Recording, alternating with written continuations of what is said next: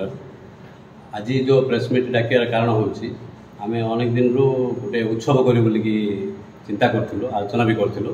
से उत्सवटा करिया ପାଇଁ प्रस्तुत होला परे आपण मानकु जरिया रे पूरा पार्लाखेंडी निवासी समस्त को जणाया ପାଇଁ आज गोटे प्रेस मीट डाकिलु। आउ से उत्सवटा होची महेंद्र तन्या महोत्सव।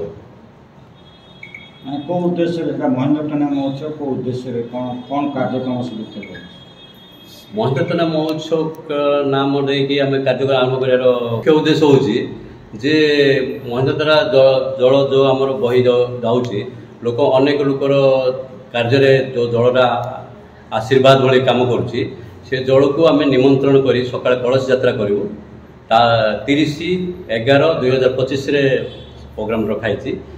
से दिन आम समस्ते पार्लागेंडी लोक को अनुरोध करते लोक अटेंड हो पारे से लोक आम जा जल को निमंत्रण कर आनी आम जो ठीक आम कार्यक्रम जोड़ा कि गजपति स्टाडियम से रखिकी संध्या कार्यक्रम रही जोड़ा कि मीटिंग रा संगे कल्चरल प्रोग्राम हो ता संगे अवार्ड सेरेमनी भी हो।